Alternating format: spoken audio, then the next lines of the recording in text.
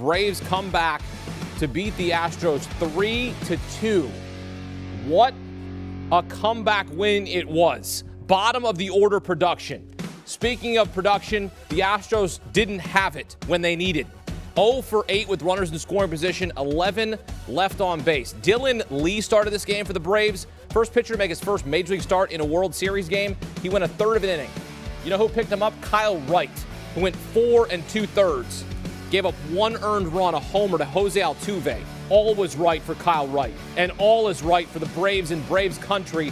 1 game away from their first World Series title since 1995.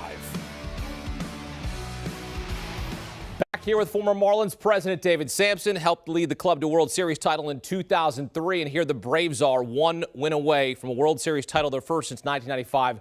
What an absolutely wild game. Your instant reactions, what?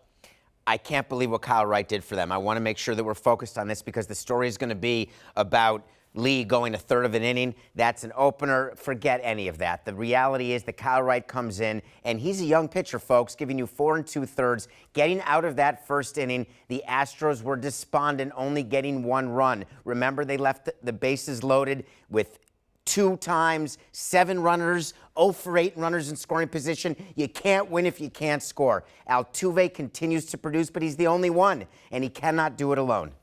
Christian Javier came on in the 7th inning, got an out. Then Dansby Swanson hits a home run to tie it at 2. Then Jorge Soler comes up and hits another home run. Back-to-back, they take the lead. Talk about a big moment from this Braves lineup, the bottom of the order. Jorge Soler, pinch hitting. I mean, talk about the big spot for him in this game, and thus far now 2 home runs in this World Series. Well, for whatever reason, they decided to go with Peterson, and that's fine, although the pearl necklace thing is not working for me in this instance, and I can only tell you that Soler is a better player, but Peterson with the Jocktober, etc. But by starting him, you got Soler available to pinch hit, and in this situation, what he did, Alvarez is there in left field playing because there is no DH in the National League. He cannot get that ball. Query, would Brantley have gotten that ball? My view is Brantley would not have gotten it. It was not like the Bartman ball with Alou. I don't think that there's a conspiracy. Alvarez is not the reason why the Soler hit was a home run. And the truth is, the pitch from Javier was not a bad pitch. The pitch to Swanson, he barreled it up, but it carried to right field, which is where the ball goes at Truist Park. So for me, it was not a mistake having Javier in the game. It was one of those instances where they got gotten. But the story of this game has to be the Astros offense. They're supposed to be the best lineup. That's all everyone's talking about. 1 through 7, they're deep, deep, deep. You can't score 2 runs a game and expect to win a World Series. I had told you that Yordan Alvarez in left field would be suspect. I did. I told you the ball would find him. I would have put Michael Brantley in left. I think he makes that catch. I think it's tied 2-2. We're going to extra innings. Okay. That's what I think. No, I appreciate that. But if you look at the replay, which I think we may have on video, I do have that available. I think you're going to see that the ball was a little further out. And it's not like Brantley is a 7-footer. So it's not as though he's going to be able to reach over that wall with his hand back and get it. That's his natural position. I hear you, and I want to agree with you because I want to get on Dusty for not making the defensive replacement at that moment. But I need his bat in the lineup because no one's hitting. Now let's take a look. Does he have a chance? Picture Brantley. You're going. No. Look what Alvarez had to do, and he's bigger than Brantley. He might catch it. You're right, though. Look, you don't know for sure. I'm just saying Brantley gives you a better chance in left field as a natural outfielder. The question is, when do you make defensive replacements when late in the you are game. a manager? Late in the game. You make them late in the game with a lead if you have a lineup that hits. Dusty is between a rock and a hard place because no one's hitting. Altuve, fine. Another home run, by the way. Outstanding. Outstanding. The defensive play by Rosario, we have to discuss. We're getting outstanding. there. But where's everyone else in the lineup? Gone.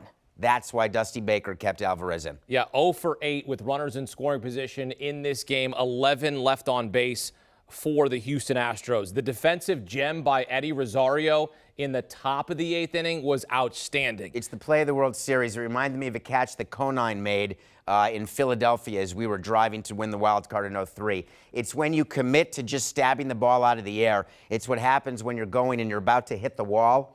And what you do as you're hitting the wall is you put your throwing hand out, you look at the wall, and you just put your glove out, hoping the ball is where you think it is. And I'm not showing it to you right because it would be on video if I were, but you stick the glove out, and then the ball is there. He stabbed it. It was a screaming line drive by Altuve, who squared up the ball on his at-bat after the home run. Huge, huge momentum play, end of the inning, and you could hear that was the air coming out of the Astros. Part of the air that has come out of the Astros is Alex Bregman, one of the hitters at the top of their lineup, is 1 for 14 with 5 strikeouts in this World Series. One of the keys you said for the Astros to win this game was you needed Bregman to deliver. He has yet to do so. At some point, do you move him down the lineup? No. Do you sit him? No. Here's how it works. When you've got hitters who are slumping during the World Series or during a playoff series, and they've been the hitters who have gotten you to the dance, you're going to keep dancing with them. That's why Dusty Baker continues to put the same lineup out day after day, because as Dusty said in his post-game press conference yesterday, and believe me, he's going to say it again, when you've got hitters who have done it all season long, every time they make an out, they're one at-bat closer to getting out of that slump. And that works during the season, but during a playoff series, when it could be over tomorrow night at this time, there's not much room for error here. So Dusty's going to go with the same lineup in Game 5, but if they don't hit, they're going back to Texas alone. Not much room for error. That is the theme in this one for the Houston Astros. They had the bases loaded in the first inning and got one stinking run. We're sitting watching the game in this beautifully done green room here in Stamford with CBS Sports HQ, and we're talking about the fact when you score one run against a pitcher, your starting pitcher, wink, wink, the opener, who goes a third of an inning, and then you've got some control problems, you've got to get more than one run when you are on the road, because if you do not add on, it's going to come back to haunt you. And the Astros were never able to add on. When you go 0 for 8 with runners in scoring position, you are going to lose the game. It's pretty much that simple. You cannot blame Lee if you are the Braves. You cannot blame anybody if you are the Astros, except for their hitters.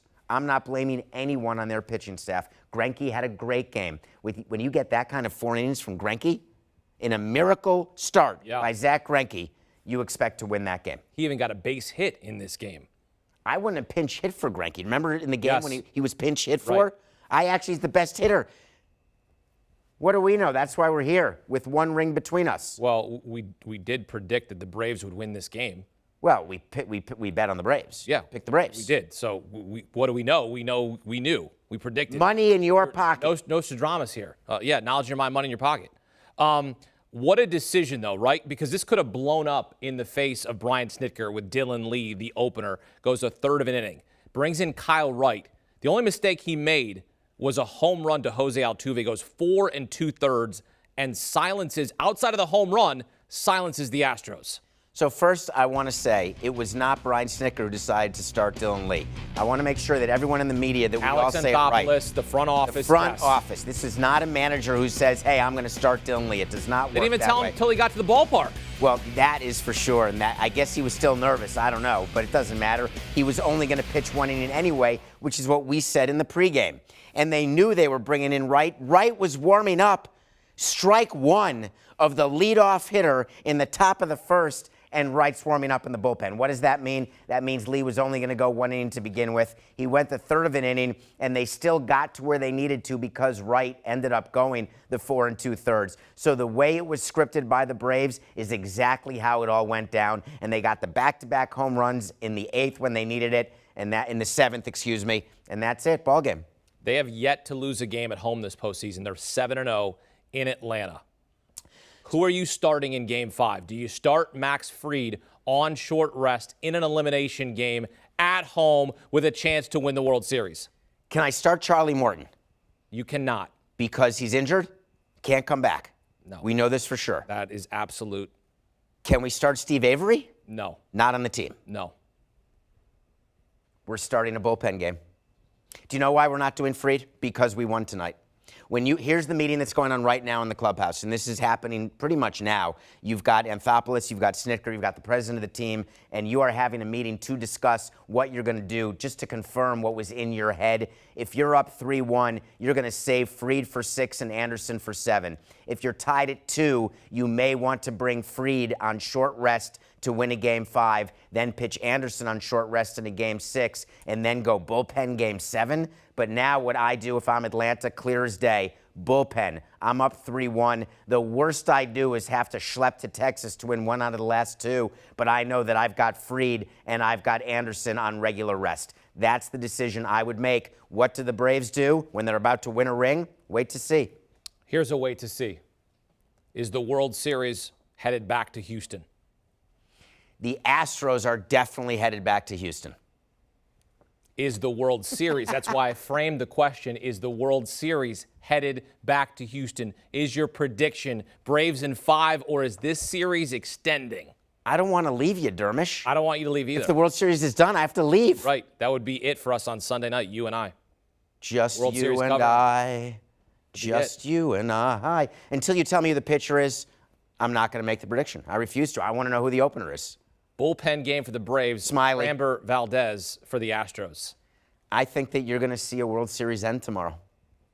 I do The too. Braves are just too good, and the fact is that there are enough hot hitters on the Braves, and it is rare when this kind of series happens and these hitters are as cold as they are on Houston, it is rare that somehow the light just goes on. It's not impossible. We saw Freddie Freeman in the LCS set the record to start a postseason series with 7 strikeouts in a row and ends up having a great series.